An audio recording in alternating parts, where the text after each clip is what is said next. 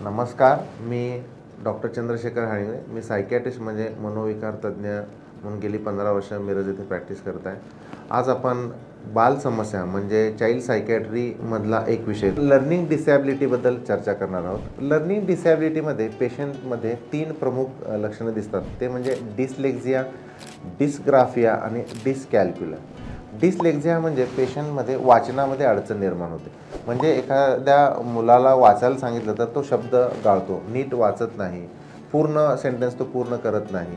म्हणजे वाचनाच्या त्याच्या अडचणी असतात. तो व्यवस्थित लिहू पण शकेल, बोलू पण शकेल, पण त्याला वाचताना अडचणी येऊ शकतात. त्याला डिस्लेक्झिया म्हणतात.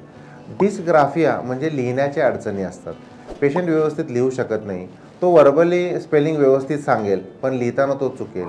डॉग म्हटलं तर DOG व्यवस्थित सांगेल, पण डी काढताना तो उलटा डीच्या ऐवजी तो बी काढू शकतो. ई म्हणजे उलटा ई तो काढू शकेल. सी म्हटलं तर तो सी असं करू उलटा काढू शकतो सी. तर डिस्ग्राफियामध्ये पेशंटमध्ये लिहिण्याच्या अडचणी असतात. तो तोंडी व्यवस्थित स्पेलिंग सांगेल, पण लिहिताना स्पेलिंग चुकू शकतात, शब्द तो गाळू शकतो. म्हणजे याला डिस्ग्राफिया असं म्हणतात. आणि नंतर आहे डिस्कॅल्क्युला.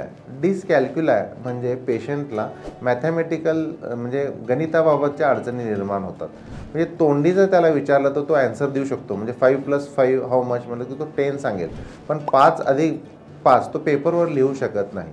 म्हणजे मांडण्याच्या त्याच्या अडचणी असतात. पेपरवर मांडू तो व्यवस्थित शकत नाही. म्हणजे मॅथ्स रिलेटेड प्रॉब्लेम असू शकतात. याला डिस्कॅल्क्युला असं म्हणू शकतो.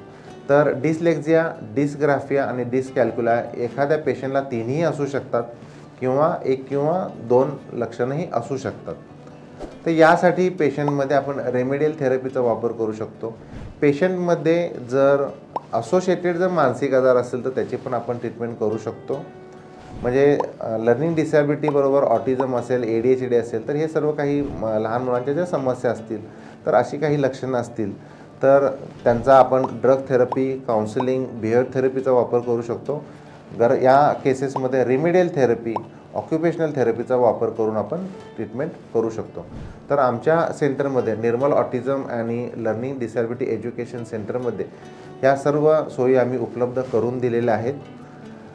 तर आपण लहान मुलांच्या भविष्यासाठी आपण वेळीच जर या आजाराबद्दल जर लवकर जाण करून जर अवेअर झालो तर त्यांचा आपण भविष्यामध्ये एज्युकेशनमध्ये त्यांना जे आपल्याला प्रोग्रेस एक्सपेक्ट करतो ते आपण अचीव करू शकतो असं आम्हाला वाटतं.